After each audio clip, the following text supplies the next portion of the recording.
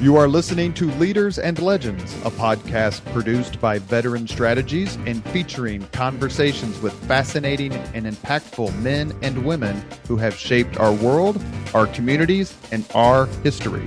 My name is Robert Vane, Principal of Veteran Strategies, and your host for our discussion. You are listening to Leaders and Legends, a podcast presented by Veteran Strategies, a local veteran public relations enterprise, and sponsored by Girl Scouts of Central Indiana, Garmond Construction, Leaders and Legends LLC, the Grand Hall and Conference Center at Historic Union Station, the McGinley's Golden Ace Inn, and McAllister Machinery, your friendly neighborhood Caterpillar dealer. You may find all your sales and rental equipment needs at McAllister.com. We are pleased to announce our podcast is now a member of the All Indiana Podcast Network in partnership with Wish TV. You can find Leaders and Legends at allindianapodcastnetwork.com. Thinking of starting a podcast or need to host a public meeting? Let Leaders and Legends LLC be your partner as you look for new ways to communicate your message. Please contact Chris Spangle and me at leadersandlegends.net. Thank you for joining us on the Leaders and Legends podcast. Our guest today is Peter Cozzens. He is a renowned author. His books are all over the History Book Club, Book of the Month Club. He's won numerous awards, and I can tell you, I have read 3 of his books, and we're going to talk about that a little bit today, that centered on the Civil War, and they're absolutely amazing.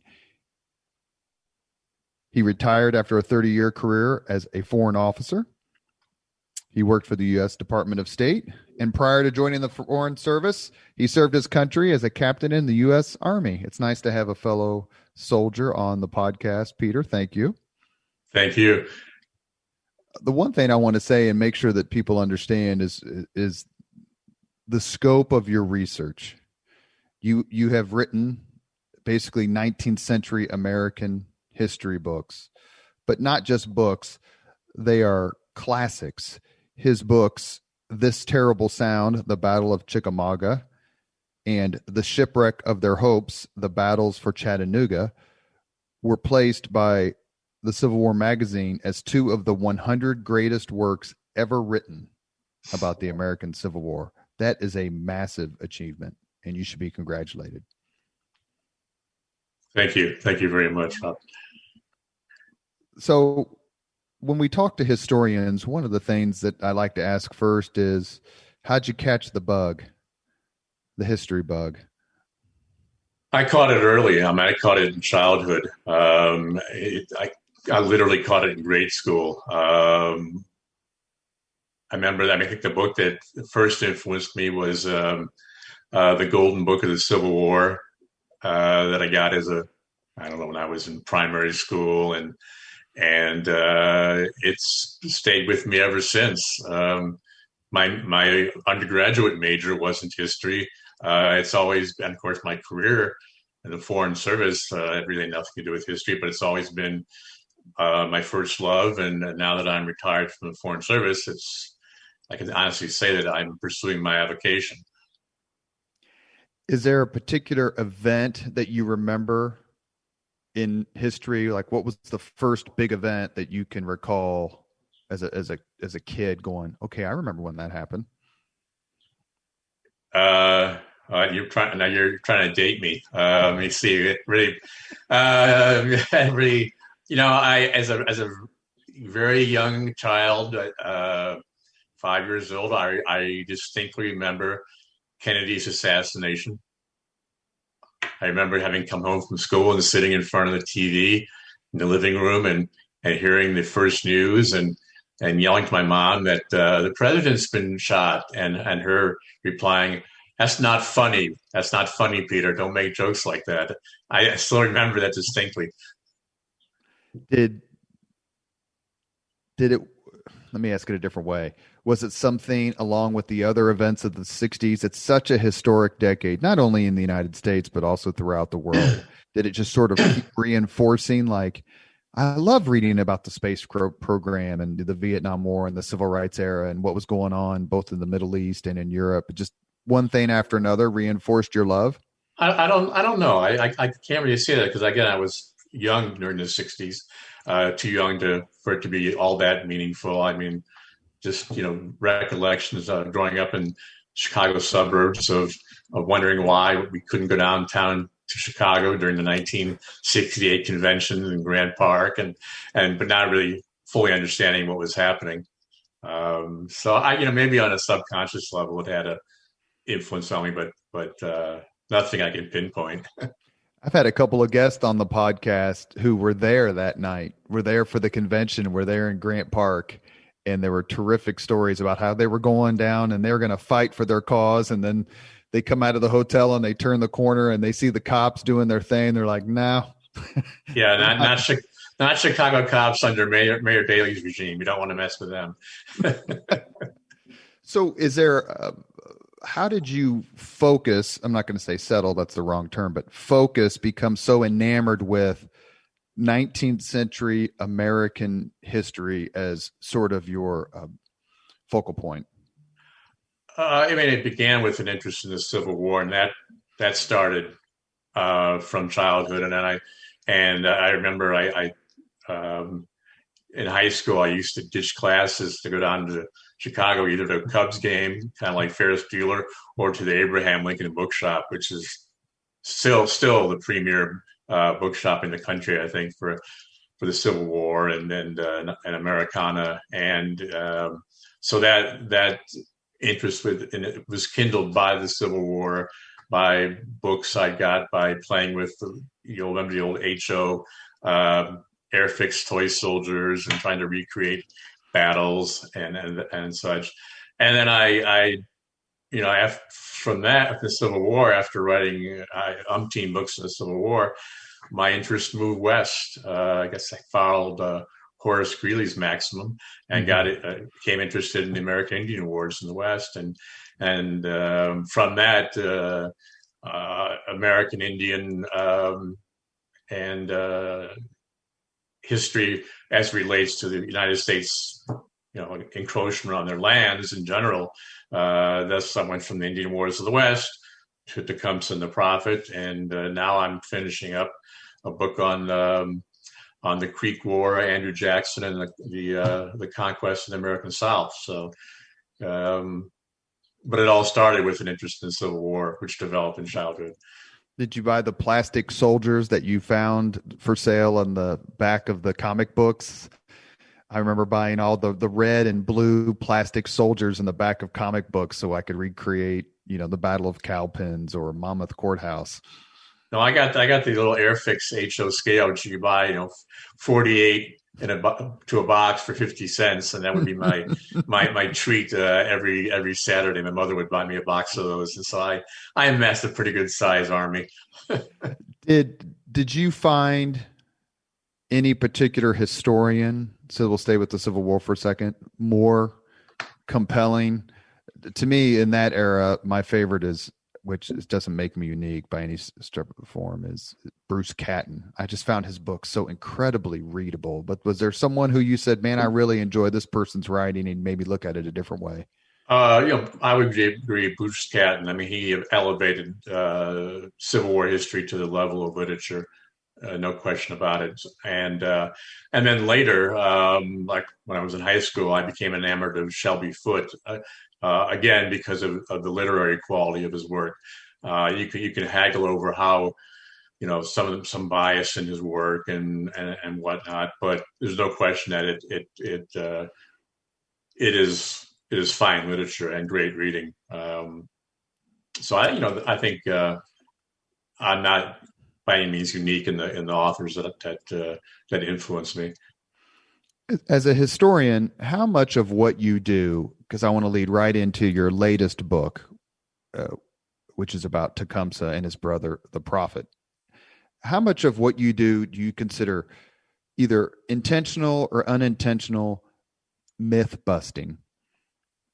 In my most recent books, again, Tecumseh and the Prophet, and then his predecessor, The Earth is Weeping, there was quite a bit of myth busting involved, and a good part of it was intentional. I mean, not that I necessarily was aware of all the myths or potential myths that I hope to bust in the when I went into the works.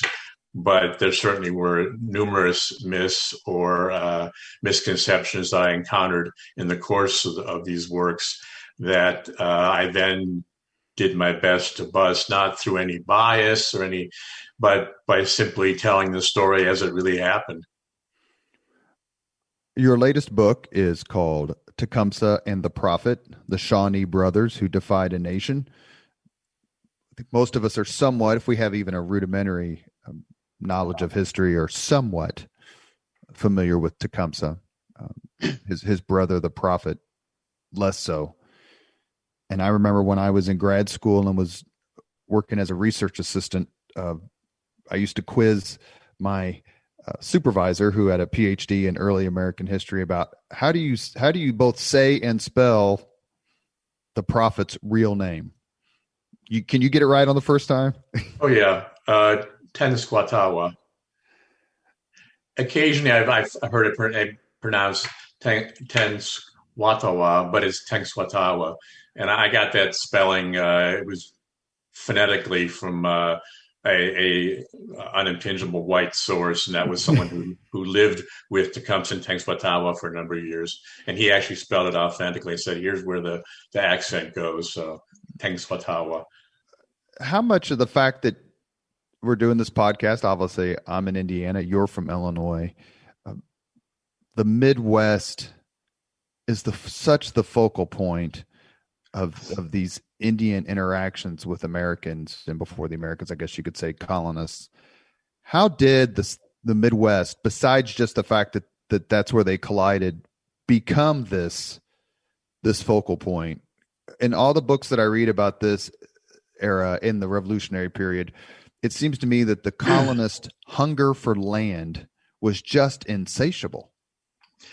Yeah, in fact, it's interesting you point that out, because we're going to change the subtitle of the book for the paperback edition, because I want to although I like the subtitle as it is now, I want to expand on it, and so people understand that this is more than just biographies of Tecumseh and Tenskwatawa, as important as that is.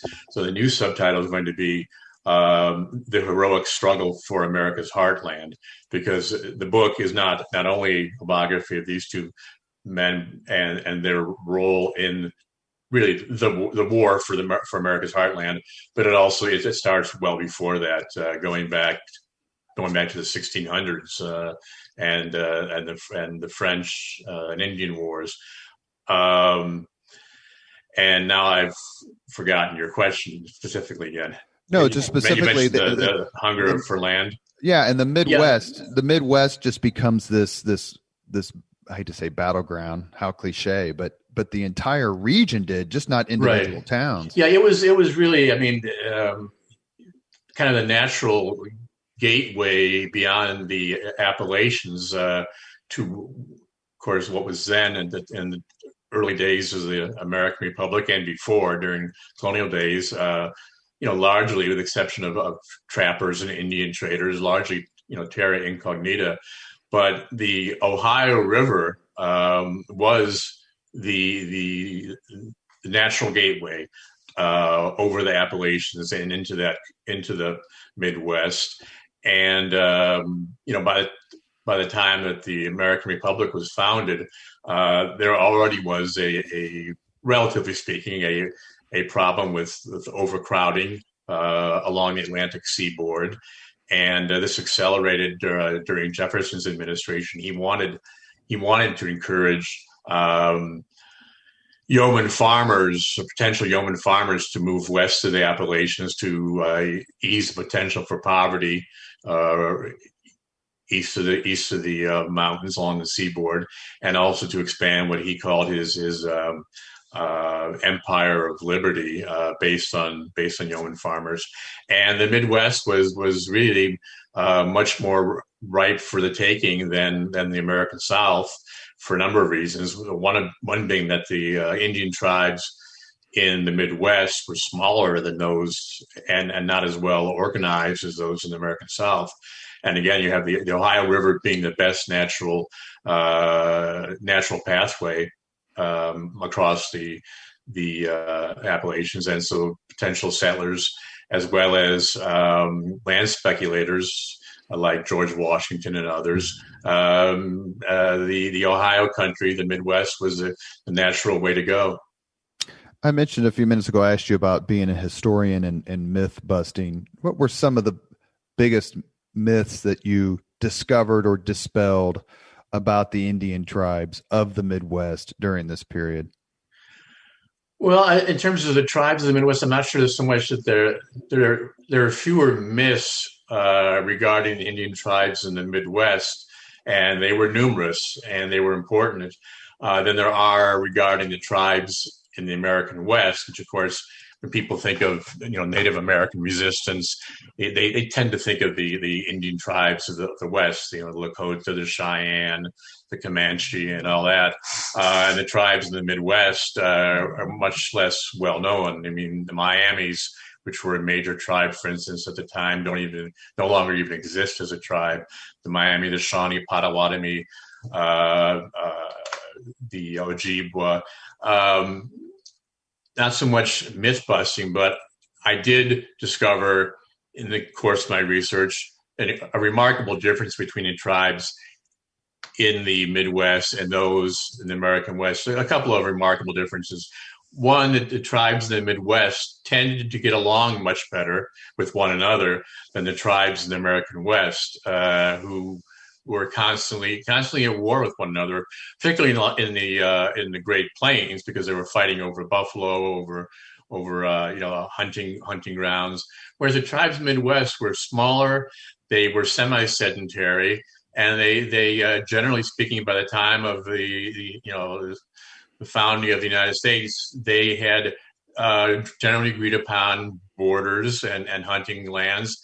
And they tended to get along pretty well, and it was easier for them to form alliances than it ever was for tribes west of the Mississippi River to do.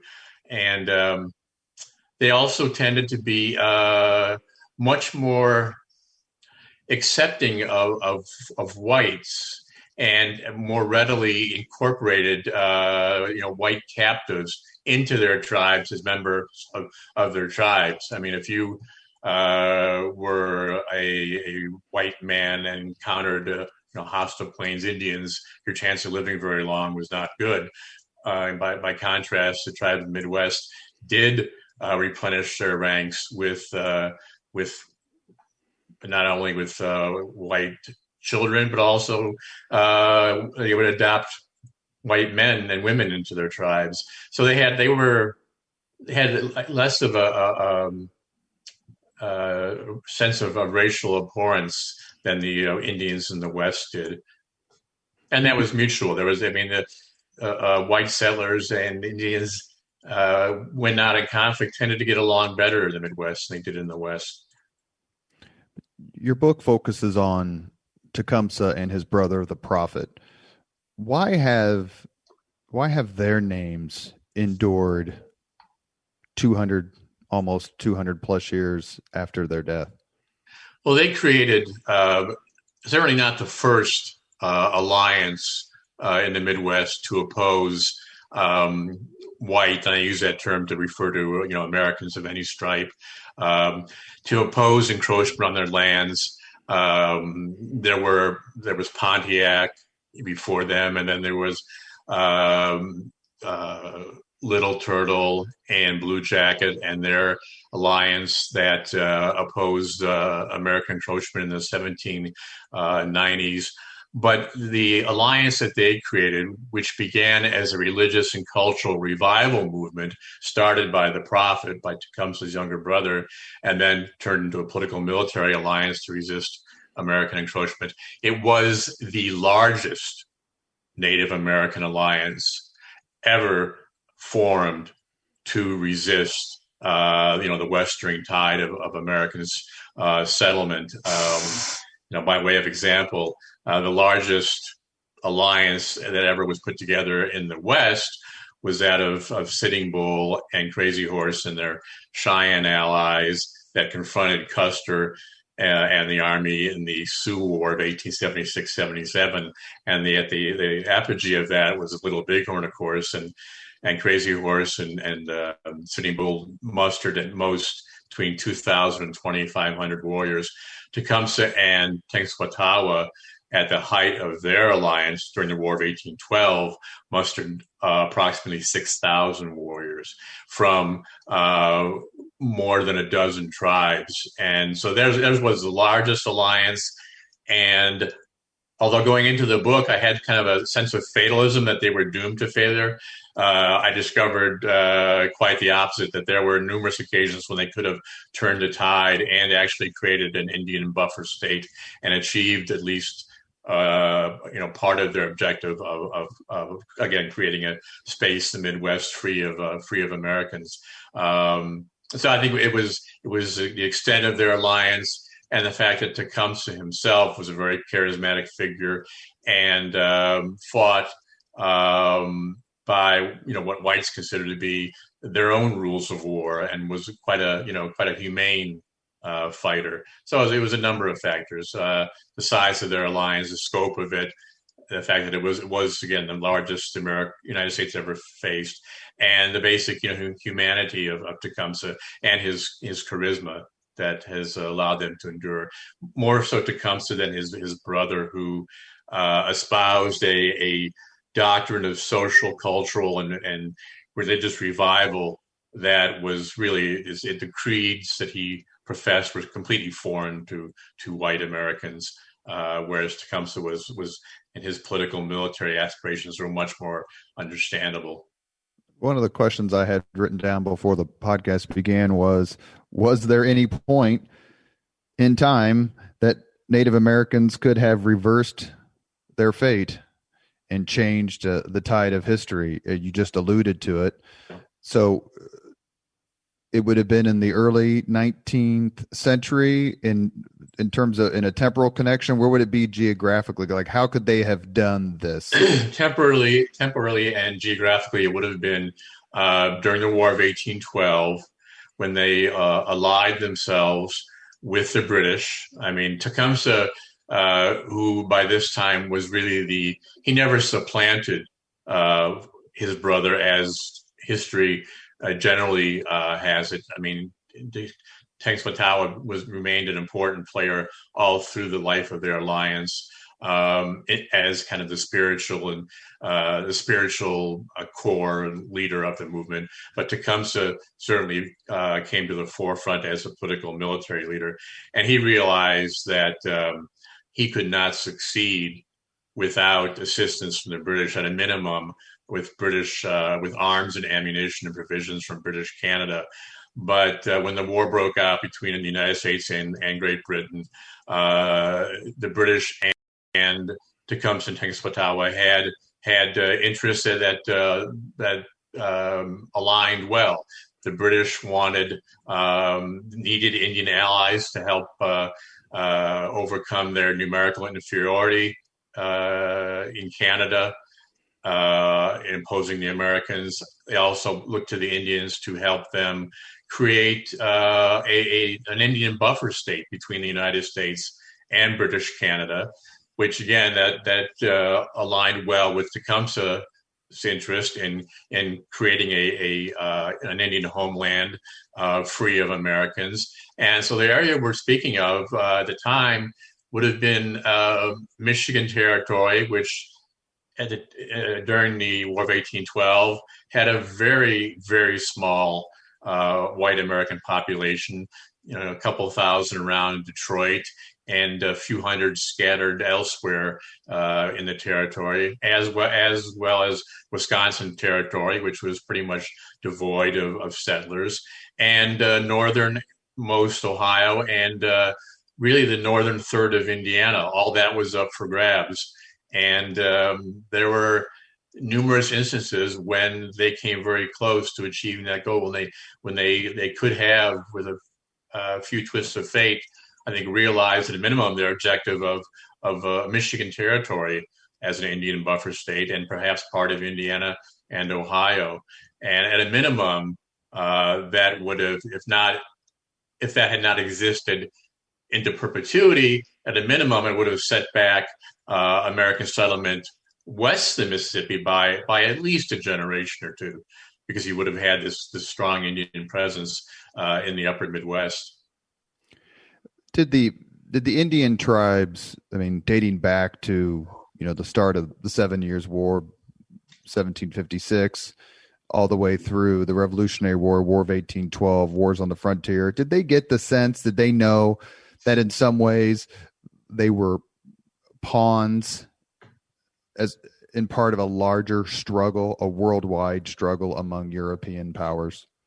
The tribes east of the Mississippi, most definitely, meaning the tribes in the Midwest. By the time that the Indian Wars broke out west of the Mississippi, there was no longer foreign powers involved. The Indians were well aware of this, that they didn't see themselves necessarily as pawns entirely, but rather they tried, both the tribes of the Midwest and the tribes of the American South, like the Creeks and the Cherokees. They tried to play off the British and French, play them off one another by sort of selling their lions to the highest bidder. And then later, when the French were no longer in the picture and when the United States became a reality, tried to play the British and Americans off one another. So they were well aware that they were part of a larger struggle, and they tried to use it to their advantage whenever they could. Would it be fair to say there were so many, I'm going to say battles, and I guess they were battles, but opportunities for the Indians to win the sort of buffer state? You had the Battle of Tippecanoe here in Indiana, Fallen Timbers, which I believe is in Ohio, and then the Battle of the Thames, at which Tecumseh is slain, which is part and earlier on, the defeat of St. Clair in Indiana. St. Clair's defeat.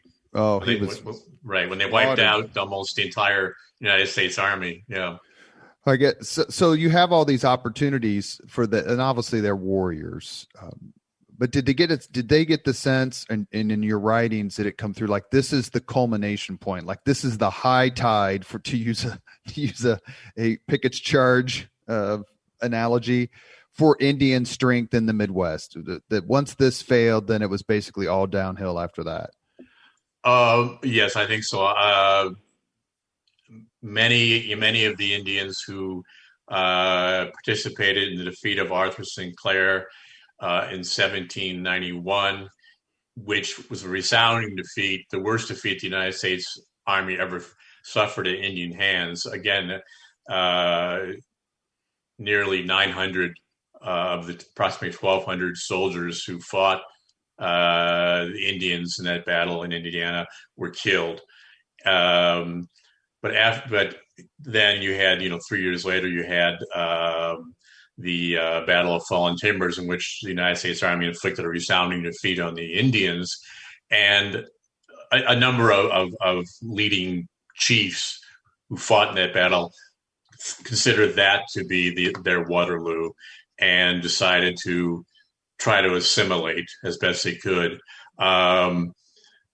So you had a split among the Indians. Interestingly, when Tecumseh and Tenskwatawa, who were mere young men, young warriors during these battles, as they came of age, the tribes that were closest to American settlers in Ohio and southern Indiana essentially split between those who sought accommodation and those who wanted to continue resisting. The Shawnee, the tribe to which Tenskwatawa and Tecumseh belong, is a perfect example. Most of their followers were from outside the Shawnee tribe. Most of the Shawnees who remained in the Midwest and who had not voluntarily migrated west of the Mississippi into Spanish land grant territory in modern Missouri had elected to try the white man's road, as they put it, and try to engage in full-time farming and forego their traditional ways of living. And Tecumseh and Tenskwatawa drew most of their support from tribes that had had less direct contact with Americans, like the tribes of Michigan and modern day Wisconsin and Illinois, but sort of saw the handwriting on the wall that if they didn't unite, then what happened to the tribes in Ohio and Indiana would happen to them eventually. That is to say, they'd be militarily defeated and forced to accommodate themselves. So most of their following came from elsewhere, from the upper Midwest, and with their ultimate defeat, then that was really it. And then the tribes of the Midwest realized after the Battle of the Thames, in which Tecumseh killed, and then a few held out and fought with the British subsequently. But by the end of the War of 1812, especially when the British failed to keep their promise, and although they did negotiate in good faith to obtain an Indian buffer state at the Treaty of Ghent, the Americans rebuffed them completely, and they realized that it was just a matter of time. There was minimal conflict after that. There was Black Hawk's War in Illinois, but that was about it. Won almost single-handedly by Abraham Lincoln and his mosquito bites, exactly, as he so eloquently said about himself. Yep. The Tecumseh myth, the Tecumseh legend, was it enhanced? Was it something that existed before his death, but then kind of reached its apotheosis after his death? Yes, to both questions. Interestingly, while he was still alive and still actively fighting the Americans, he was already becoming something of a legend among his enemies, particularly among Kentuckians and those of Indiana and Ohio, who had the most to lose if he were to win. And that's largely because of an action he took at the Battle of Fort Meigs, which is a well-preserved historic site that I recommend to any Indianans who happen to be in the area of Toledo or Perrysburg, Ohio. The Fort Meigs has been restored beautifully. It's a 2-acre fort that's just fabulous and well worth a visit. The Battle of Fort Meigs was a very important engagement in the War of 1812, and Tecumseh and the British fought against William Henry Harrison and his both his troops and 900 Kentucky volunteers. And the Kentucky volunteers basically walked into an Indian ambush. And the majority of them were either killed or captured. And Tecumseh, when several hundred of them were captured, Tecumseh was not on that part of the field of battle. But the Kentuckians fell into Indian hands, and the Indians began to slaughter the Kentucky prisoners, systematically put them to death. And they succeeded in killing about maybe 4 or 5 dozen before Tecumseh became aware of this, literally rode into the midst of this slaughter and put a stop to it, was able to shame the Indians who were perpetrating the crime, the massacre, into stopping. And the Kentucky volunteers who survived were well aware of who he was. And when they were repatriated, they made it a point of relating the stories of Tecumseh's humanity and his intervention in saving their lives. And those stories, hit the press in the Midwest and across the country. And so the birth of, the humane warrior Tecumseh was born even as he lived. Last question on this before we move on, and maybe this is a terrific segue. How much was Tecumseh able to remain in American memory? How much was it helped by the fact that the second leading soldier in the Union cause was named William Tecumseh Sherman? That certainly helped. I mean, his birth name was Tecumseh Sherman. There was no William. It was not until he was adopted out, and his adoptive father, I guess suggested to him, I don't know what the dynamics were, but changed his name to William Tecumseh Sherman. So he was originally, his nickname was Cump. He was Tecumseh Sherman. That was because his father, like so many in the Midwest, greatly admired Tecumseh, and that admiration continued. And there's a statue in the Capitol, in Rotunda, to Tecumseh. He continues to be, in the estimation of many historians, to be the greatest of all Indian political and military leaders, the greatest Indian leader. And oftentimes it's been at the expense of his brother Tenskwatawa. But as I argue in the book, Tenskwatawa, beyond a doubt, was the most significant Indian spiritual leader in American history. And spiritual leadership was very important to Native Americans, and should not be overlooked. And together, the two of them were beyond a doubt the most influential Indian brothers in American history. And giving Native Americans their due, you can honestly say they were among the most influential brothers, period, in American history. The remarkable, alliance that the two of them created. It's certainly unique in Native American history, and it's unusual in American history writ large. You are listening to Leaders and Legends, a podcast presented by Veteran Strategies, a local veteran public relations enterprise, and sponsored by Girl Scouts of Central Indiana, Garmond Construction, Leaders and Legends LLC, the Grand Hall and Conference Center at Historic Union Station, the McGinley's Golden Ace Inn, and McAllister Machinery, your friendly neighborhood Caterpillar dealer. Our guest on the Leaders and Legends podcast today is historian Peter Cozzens. He has written several books, the latest being Tecumseh and the Prophet, the Shawnee Brothers Who Defied a Nation. He has written several books on the Civil War. I've read 3 of them, one on the Battle of Chattanooga, one on the Battle of Chickamauga, and one on the Battle of Stones River. And they are superb. When you decided to write about the Civil War, you focused on the West. It's fashionable to say that the war was won, quote, in the West. Is that something that you espouse yourself? And why did you find the Western theater so fascinating? Oh, I guess partly because I'm from Illinois. And of course, it was the majority of troops who fought in the Western theater were from Indiana, Illinois, and Ohio. And when I began writing on the Civil War, I wanted to write campaign studies. I began my first book while I was still a lieutenant in the Army. And I wanted to write on campaigns that had not been written into the ground. And most of those in the Eastern Theater had, more or less. And those in the West, at the time I was writing, had been relatively overlooked. And so it seemed like natural to start with those battles. Chickamauga was the second bloodiest battle of the war after Gettysburg.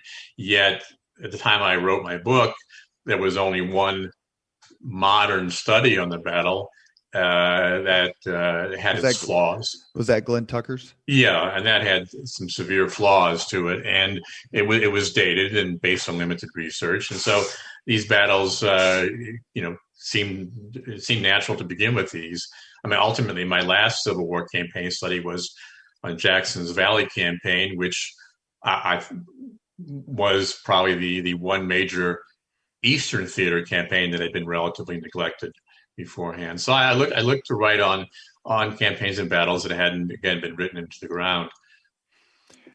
Your book on Stones River, an underrated battle with underrated consequences.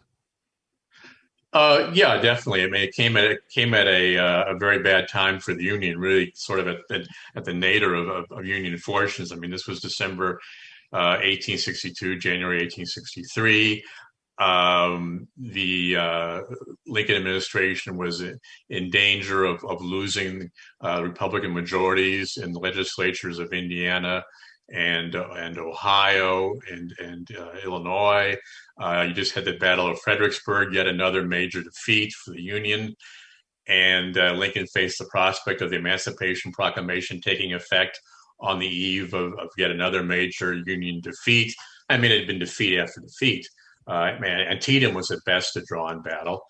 And the prospect of Confederate recognition by Great Britain and France loomed large because, again, the Union had made no real progress in the East and really only minimal progress in the West. And then the Battle of Stones River occurs. Again, it was a tactical stalemate, but the Confederate Army did abandon central Tennessee. And so in a strategic sense, it was a Union victory, and it was a victory that came at the end of 1862. I mean, exactly coincided with the Emancipation Proclamation taking effect. And Lincoln, I mean, he recognized how important that was. I mean, he sent a message to Rosecrans a few months later. William Stark Rosecrans, the Union commander at Stones River, saying, that I'm paraphrasing, but essentially at a time, at a very critical time for us, you won us a battle for us that had it been a defeat, instead, the Union scarcely could have survived. So and the victory at Stones River led to Republican victories in the legislatures and in the Midwest. And so it was very important, both politically and militarily for the North. President Lincoln famously said when it came to the Civil War, "I would like to have God on my side, but I must have Kentucky." How right is that? At the time he said it, in I think early 1862, it was very important. It was a critical border state. I think the most important. Well, Maryland, arguably because of its location vis-a-vis the capital, but Maryland was never really in doubt, even though it was a so-called border state. It was, occupied by Union troops early on. Kentucky, being, with its proximity to the Midwest, lying right across the river from Midwestern states, if he had lost Kentucky, not only would he have lost, the manpower of Kentucky, but the Midwest would have been all the more vulnerable to Confederate invasion.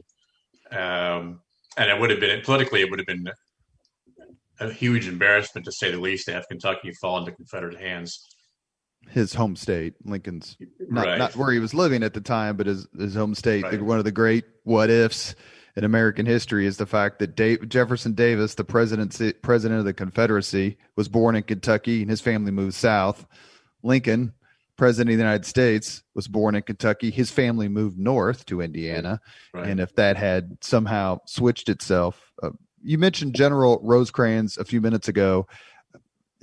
I can't remember. I think there's a biography of him. It's called like The Edge of Glory. Right. He does seem to be a bit snake bit. Like he couldn't win that one signal victory that made him, put him in the pantheon of great American generals of the war. But he was undoubtedly skilled and did have some successes. Yeah, he's a fascinating character. I mean, he was a brilliant man. Very, very intelligent. Before the war, he patented a number of inventions while he was working in private business in Ohio. He really possessed a lot of characteristics of genius. One of his problems, though, is that I mean, not that I want to play amateur psychiatrist, but I sometimes wonder if he suffered from bipolar disorder, because he had extreme mood shifts, and that often occurred during active campaigns and affected his thinking. And nowhere was that more evident than at the Battle of Chickamauga, when he through the first day's battle, he was running on pure adrenaline. I mean, he went several nights without sleeping. After the first day's battle, he spent the entire night pacing in his headquarters cabin. I mean, he was just essentially just revved up beyond what was healthy. And he would, when he got in this state, and it also occurred to a lesser extent at Stones River, he would issue a flood of orders. Oftentimes he was almost incomprehensible because he was so overwrought. And then he would fall into these swings of despondency when he couldn't focus. and didn't see things clearly. And that occurred at Chickamauga when he issued an order that if he had been really, fully cognizant of what was happening, he never would have issued. It would have resulted in a major gap in the Union lines that the Confederates exploited and led to his defeat and eventually his sacking. So I think that in some ways he was his own worst enemy. And if he had been a little more balanced, I think he could have had much greater success. So I think he had some emotional, and mental, obstacles that impeded his success. That plus the fact that he fell out with Grant early on. Well, I'm going to make a statement, and no one has agreed with me yet, including the former governor of the state of Indiana, Mitch Daniels, Peter Carmichael, Brooke Simpson. I think I'm 0 for 3 or 4. So I'm going to make a statement, and you tell me I'm wrong. The clash at Shiloh is the single most important battle of the American Civil War.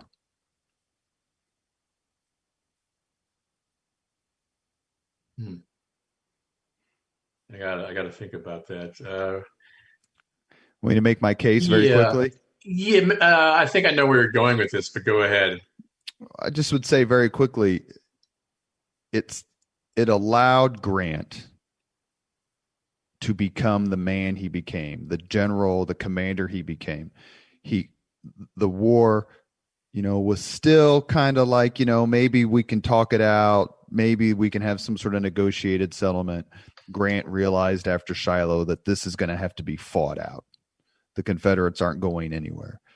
It also cemented the relationship between Grant and Sherman, which clearly was the dispositive battlefield or military relationship of the war, even more than Lee and Jackson, maybe because, Jackson dies in May of 1963 at Chancellorsville. It's the death of Albert Sidney Johnston, who was kind of the beau ideal, even more than Lee, of Confederate generals heading into the war. It allowed the Union to go on the offensive in the Western Theater, which leads to Corinth, which leads to getting Halleck the hell out of there so that he can't interfere with Grant as much, and allows Grant to take the command that leads to Vicksburg and then ultimately Chattanooga, and that goes on and on. Those would be the reasons that I would say. And also, if you reverse it, and if Grant had died at Shiloh and not Johnston, what would that have done to the Union cause? So that's my Cliff Notes case. I think it's a pretty good case. I think it's a pretty strong case for all the reasons you articulated. And I was kind of thinking of those before you articulated them, and I was thinking along the same lines. I think I'd have to agree. I mean, I can't certainly think of any other general that would have fought with Grant's perseverance in 1864 and 65. I think that as long as the Union maintained its will to fight, and that is to say, as long as Lincoln won his second term, and the Union again maintained the will to fight, that Confederate defeat was inevitable, and also so long as Europe stayed out of it. But of course, then you can say, well, if Grant had not achieved the successes he had, would Lincoln have been reelected? So I think I'd have to agree with you. Well, tell all of our shared friends that they need to get on the bus. So you're batting 200 now? I think so. It just, to me, Shiloh is the battle that is the biggest fulcrum of the war. There's the war before Shiloh, and then there's the war after Shiloh, both in terms of attitude, but also in this stat I read, and I may not be articulating it accurately, but I had read that there were more casualties at the Battle of Shiloh than in every single battle in American history up to Shiloh. That the carnage of Shiloh changed the the attitude of both the North and the South, but especially the North. Like, these folks will have to be conquered.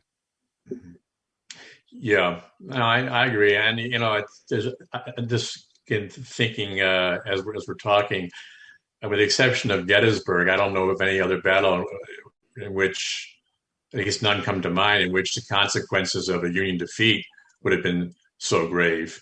I mean, if the Union had lost, Shiloh and Albert Sidney Johnston had lived, although I think he's a bit of an overrated commander. But I think that would have, the potential for Union offensives in Tennessee would have been, set back dramatically. And the whole string of victories in the West, would they have occurred? Hard to say. So I think your argument's pretty sound. Speaking of, thank you for that, by the way. Speaking of slaughters, the Battle of Chickamauga, which is in September of 1963, it's the single most confusing battlefield I've ever been on, bar none. I need to go back just so that I can try to figure it out again. People don't realize the intensity of the fighting and the immense tactical victory won by the Confederacy. Strategic as well, but more tactical, I would argue, and I would defer to you, obviously. But what did you discover in writing your book, This Terrible Sound, The Battle of Chickamauga? Well, just if you compare it to battles in the East, if you go to Gettysburg, you see the nice landmarks on the ground that existed at the time, the various farms and clearly defined ridges and the round tops and again, landmarks that could be seen from a distance and that would help commanders orient themselves on the ground. Chickamauga, you didn't have it. It was almost all forest.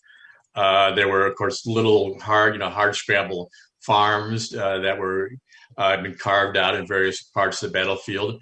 But the battlefield was largely forest, and it was mostly level, with the exception of Snodgrass Hill and Horseshoe Ridge, which from a distance you really couldn't see. That blended into the surrounding countryside, and it was hard as hell for troop commanders, even down to regimental level, to really see what was going on. They were lost in deep forest, and no one could see one another's flanks, and so it was much more difficult to move troops at all levels from army level down than it was in most of the Eastern battles, where again you had much more farmland, you had towns, you had well-established landmarks to orient the fighting. At Chickamauga, it was just a giant, the exception of the Lafayette Road that cut down the middle of the battlefield. It was pretty much just a wild, slugging match in the woods.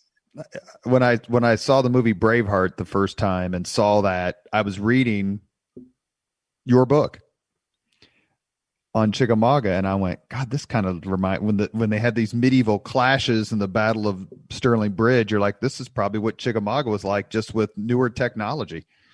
And at Chickamauga, they also, they had, in the first day's battle, they had a good degree of night fighting, which was unusual in the Civil War. And imagine fighting at night in darkness, with the gunpowder smoke in these deep forests. It was just, it was hellacious. It was, it's a confused mess. What was the casualty total for Chickamauga? I don't remember offhand. But combined, it was near 60,000, right? Between 50 and 60,000? Yeah, it was the bloodiest 2-day battle of the war, and bloodiest battle of the war after Gettysburg. And I think if it lasted as long as Gettysburg, it probably would have supplanted Gettysburg, or perhaps would have supplanted Gettysburg in terms of casualties. Certainly in terms of the percentage of men engaged, the losses were greater. Because neither army was that large, not as large at Chickamauga as the armies were at Gettysburg. And it was also, it was in some ways, it was a pointless battle. The Confederates didn't follow up their victory. They really didn't gain much by it. They besieged Chattanooga for a while, but they never had enough troops to really make that siege stick. And Grant was able to take command there and fairly easily reinforce the defeated Union Army and launch his own counterattack eventually in the battles for Chattanooga. Confederate Commander Braxton Bragg really, again, it was a wasted victory. He did not follow it up properly, and had it not occurred, very little would have changed, I think, strategically. Let's talk about your book, The Shipwreck of Their Hopes, The Battles for Chattanooga. It's as a result of Chickamauga, the Union defeat, combined with the Union victory at Vicksburg, that Ulysses S. Grant is given command of the entire Western Theater, basically the Mississippi to the Appalachians. It's been a long time since I've read your book or read about this, but is it not true that the meeting at which Grant received the command for the Western Theater in the Civil War happened at Union Station in Indianapolis, Indiana, where he met Edward Stanton in a railroad car? Right, that's correct. Yep. So the Union Station is one of the sponsors of the Leaders and Legends podcast. I would have loved to have been there, obviously, to see that event. I don't even think there's a plaque for it. I wish there was somewhere, but that meeting occurred in Indianapolis. Grant had a choice of keeping Rosecrans or installing George Thomas as the commander of the Army of Tennessee, of the Cumberland. Right. Sherman commanded the Army of the Tennessee. Is that right? That's correct. Army of Cumberland. And so he decided to put Thomas in charge, who was known as the Rock of Chickamauga, for his stand while Rosecrans skedaddled up north a little bit. How did Grant reverse this terrible defeat at Chickamauga to create this really one of the most brilliant strategic victories of the Civil War at Chattanooga? Well, it was really wasn't that difficult. Partly because he faced such an incompetent opponent in Braxton Bragg. Braxton Bragg was trying to besiege Chattanooga, and Chattanooga, for those who haven't been there, it's surrounded on the southern and eastern side by Lookout Mountain and by Missionary Ridge, by high ground essentially. And Bragg had posted his army on the high ground, but he even before Grant reinforced the Army of the Cumberland, Grant came to Chattanooga, the Army of the Cumberland, which had been the army defeated at Chickamauga, was the only Union force there. And even at that point, Bragg, who's trying to bottle up Chattanooga, did not have numerical superiority. And, you don't usually try to besiege an opponent if you don't have, pretty good numerical superiority, and also the ability to close off all routes of resupply and reinforcements. And Bragg had none of that. And so it was really not a difficult matter for Grant to reopen the supply line into Chattanooga, to obtain reinforcements from the Army of the Potomac, troops from Sherman's Army of the Tennessee, including Sherman himself. The Confederates were just sitting up in this high ground, the poor Confederate soldiers watching these Union troops pour into Chattanooga during the course of the autumn of 1863.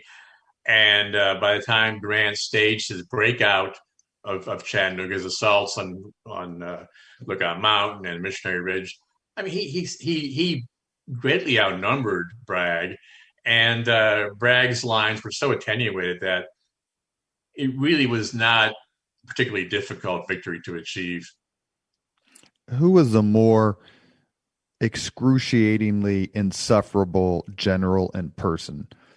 Confederate Braxton Bragg or Union General George McClellan? Oh boy, geez, that's a tough one. I could use a couple of days prep or something like that.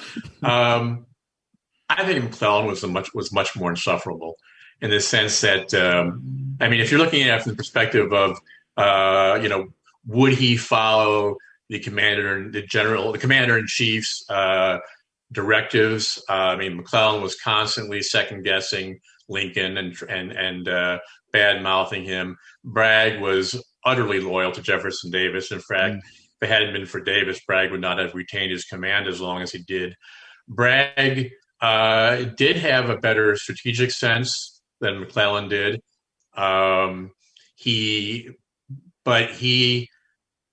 got along better with his subordinate commanders than did Bragg, but Bragg got along much better with the commander in chief. Bragg had a very acerbic personality and tended to scapegoat for his defeats. McClellan scapegoated up. He did not scapegoat down the way Bragg did. So, if you were a subordinate general, you'd much rather serve under McClellan than under Bragg. So in terms of insufferability, it depended on whether you were the president or a subordinate commander, I guess. Your other book that deals with Civil War history is called Shenandoah, 1862, Stonewall Jackson's Valley Campaign. It's universally regarded, unless you want to disabuse me of this statement, as one of the most brilliant campaigns, not only in the Civil War, but in modern global warfare. Is that a reasonable conclusion? And that's kind of where Jackson became his own sense of mythical figure? It's a little overstated, even in the Civil War context. Jackson, where he succeeded in part because there was a lack of unified Union command in the Shenandoah Valley, and Jackson had the benefit of interior lines and being able to travel up and down the Shenandoah Valley rapidly. I mean, his force was composed almost exclusively of men who grew up in the Shenandoah Valley or in its environs, knew the country intimately, as did Jackson, because, of course, he taught at VMI for a number of years. So he had that advantage of interior lines. He was opposed by 3 Union forces at the height of the campaign, none of which could communicate directly with one another, and all 3 of which were micromanaged by Abraham Lincoln and Edwin Stanton from Washington, D.C.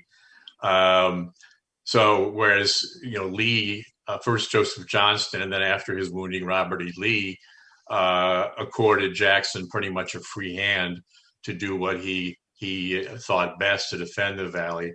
So he had those advantages, but that doesn't diminish the fact that he knew where to strike when he understood the Union vulnerabilities and made the best of them.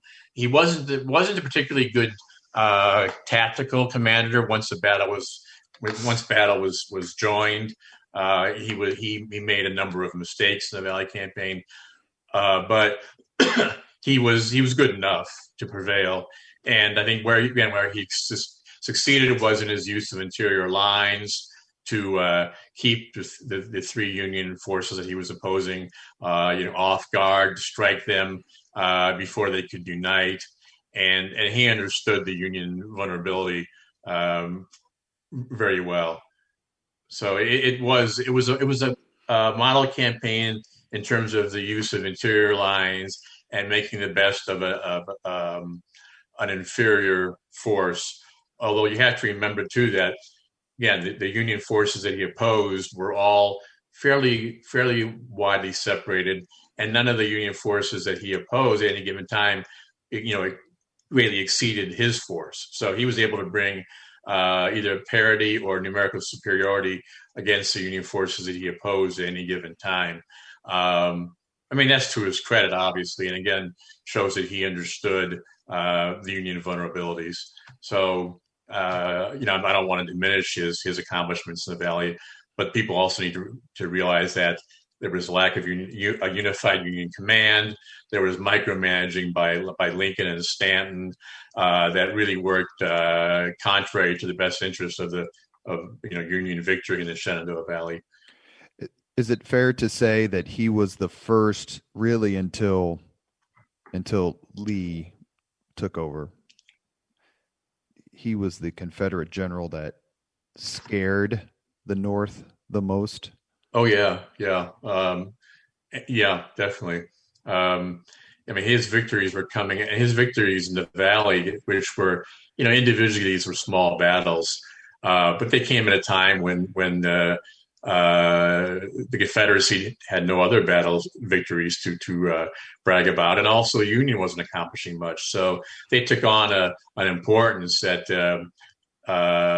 they otherwise might not have, and he became, a subject of folklore, even while he was still fighting these battles in the Shenandoah. And then at one point, he threatened, he kind of sort of feinted down the valley, which means in the valley parlance, going north of the valley. He feinted as if he were going to do an end run on Washington, D.C., and of course that created quite a bit of concern in the Lincoln administration. So he really made his presence felt well beyond the Shenandoah Valley, and his presence in the valley too caused a significant number of troops to be detached from George McClellan and the Army of the Potomac when McClellan was about to finally stage his big march against the Confederates around Richmond. So it really had an outsized impact. You're listening to the Leaders and Legends podcast with historian Peter Cozzens. The History Book Club called your 5-volume series, Eyewitness to the Indian Wars, quote, the definitive resource on the military struggle for the American West. That's a terrific honor. What made you take that task on? And I want to append very quickly and say Ulysses S. Grant has received a significant amount of benevolent revisionism, and you don't think that should apply to his conduct when it comes to the Native Americans in the American West. Explain that, if you would.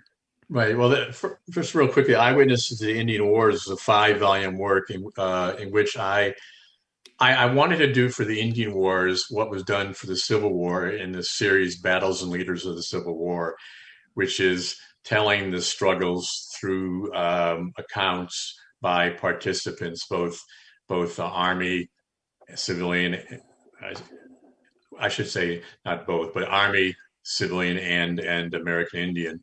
And those books actually led me to write my book, The Earth is Weeping, the epic history of the Indian Wars for the American West, which was a bestseller. It sold over, I think, close to 150,000 copies worldwide. It's been recognized now as the definitive work on the Indian Wars in the West. And so that sort of launched me into that book.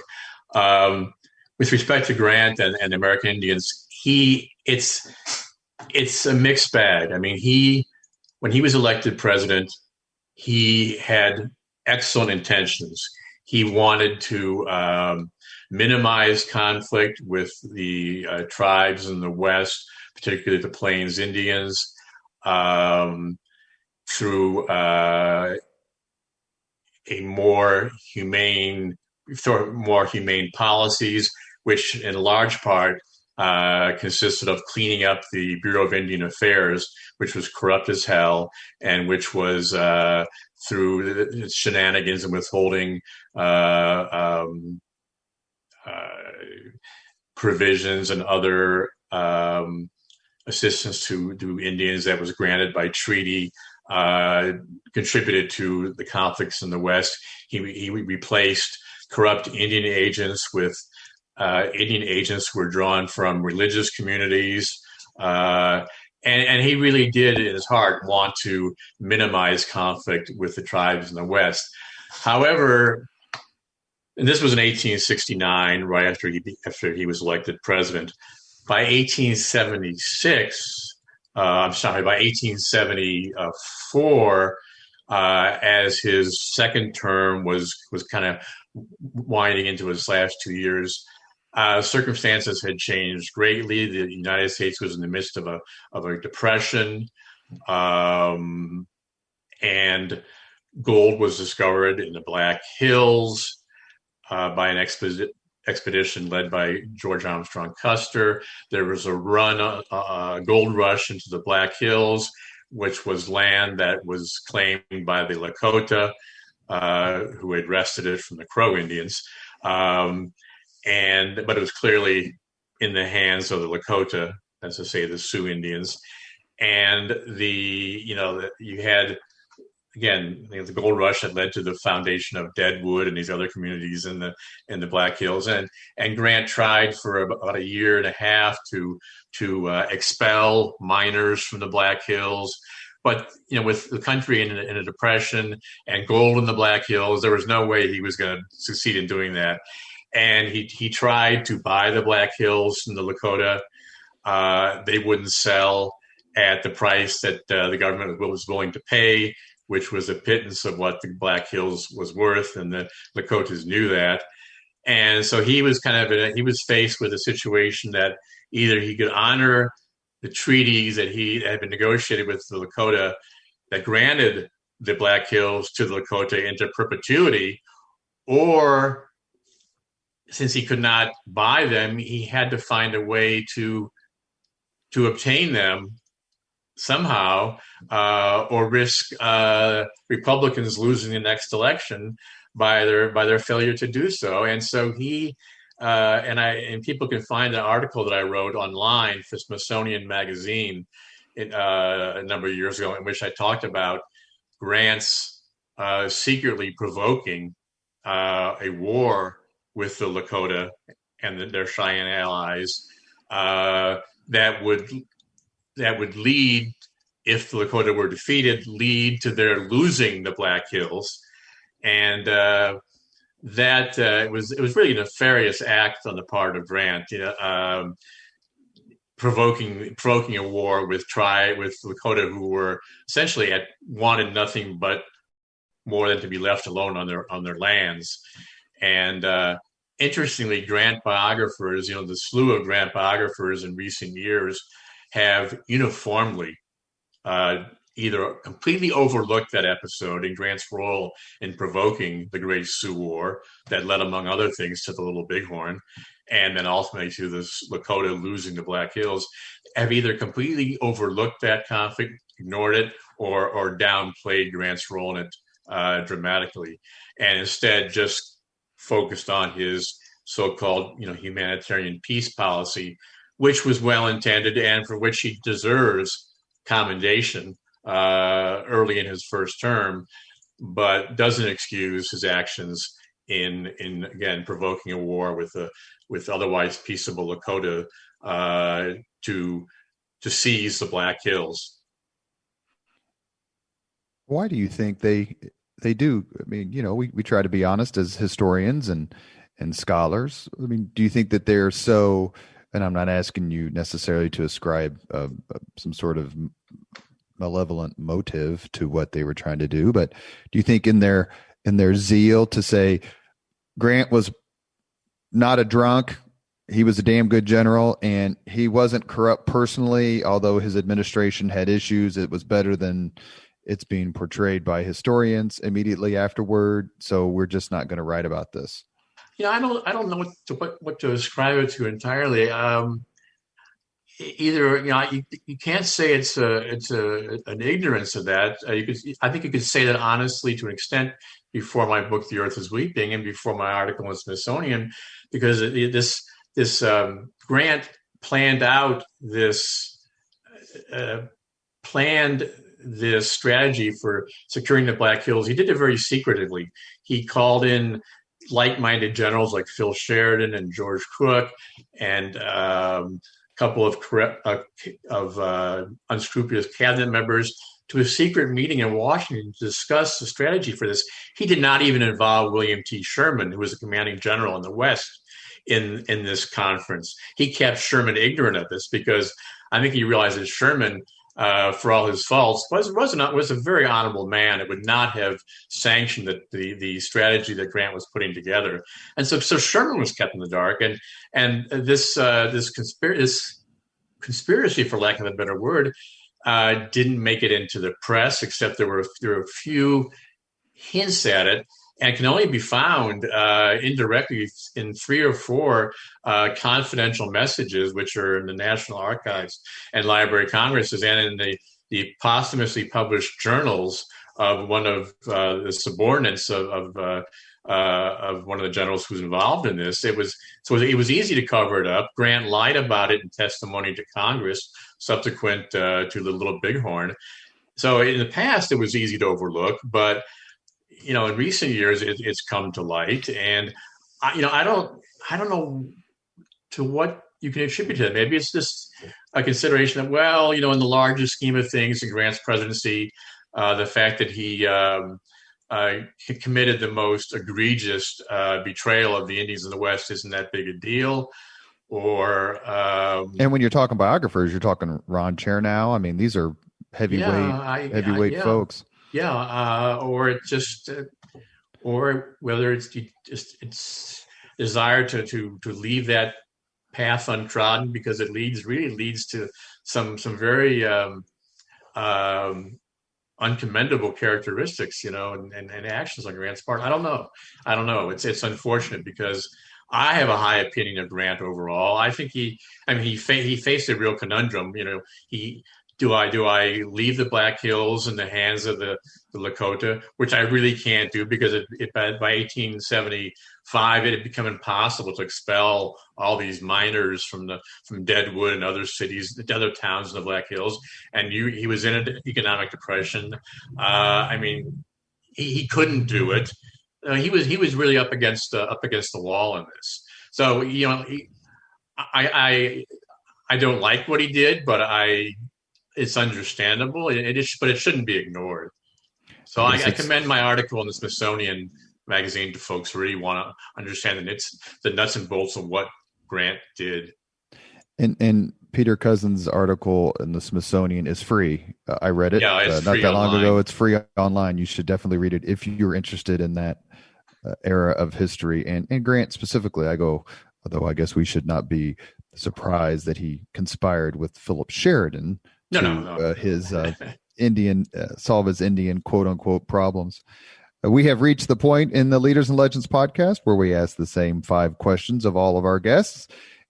These are tough ones for historians, and I apologize in advance, but if you're ready, I'll go ahead. Okay, shoot.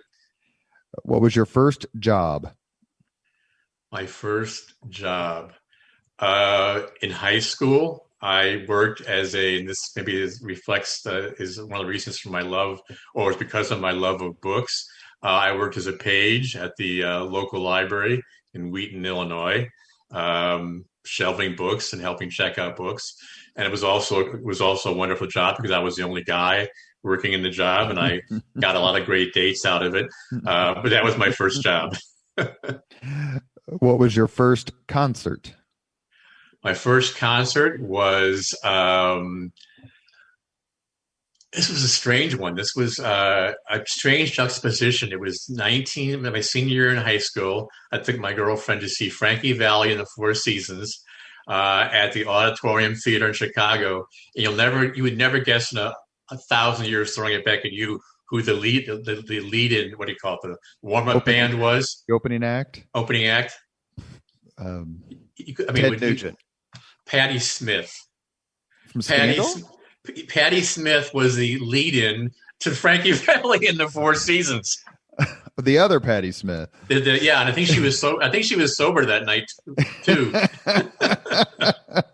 I guess I was thinking of Patti Smythe from Scandal. No, Patti Smith, the Patti Smith from the 70s. Yeah. Number 3, if you could suggest any book for someone to read, which book would you choose? The Master and Margarita by Mikhail Bulgakov is my favorite novel. I'm a big fan of Russian literature in general, and particularly of that book. I've read it 3 times. It's considered by many to be one of, if not the finest work of 20th century Russian literature. I think it's the greatest work of 20th century literature. It's a brilliant novel that it was written during Stalinist Russia, published posthumously, because Bulgakov would have been stood up against a wall and shot if he tried to, or anybody who tried to publish it during the Stalinist era. It's a combination of a satirical look at Stalinist society juxtaposed with with Pontius Pilate and the crucifixion of Jesus Christ, and which sounds bizarre and impossible on the surface, but it's an incredibly moving book, and the only novel I ever actually cried when I finished reading it. It was so moving. Number 4, if you could witness any event in history, be there as it happens, which event would you choose? Any event in history.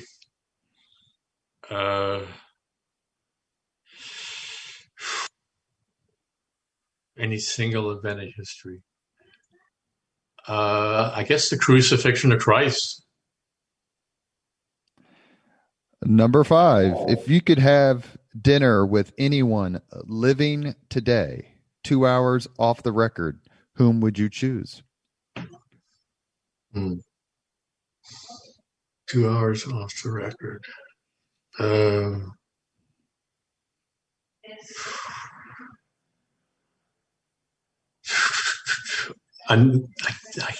No one's coming clearly to mind right now. I don't want to expose my political leanings. No, we've had people say Barack Obama, George W. Bush, Bill Clinton. Okay, I'm gonna say it then. Barack Obama. I think he is the most often selected, unless you're going for the Raquel Welch type, right? It's Barack Obama. Well, yeah, then whether it be an interview or just to look at somebody, that's a totally different kettle of fish. You have been listening to Leaders and Legends, a podcast presented by Veteran Strategies, a local veteran public relations enterprise, and sponsored by Girl Scouts of Central Indiana, Garmond Construction, Leaders and Legends LLC, the Grand Hall and Conference Center at Historic Union Station, the McGinley's Golden Ace Inn, and McAllister Machinery, your friendly neighborhood Caterpillar dealer.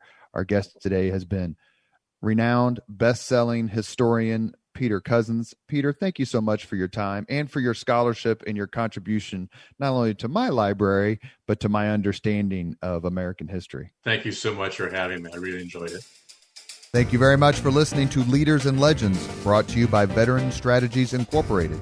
If you want to contact us about this program or our menu of public relations services, please send us an email at robert@veteranstrategies.com. That's robert@veteranstrategies.com.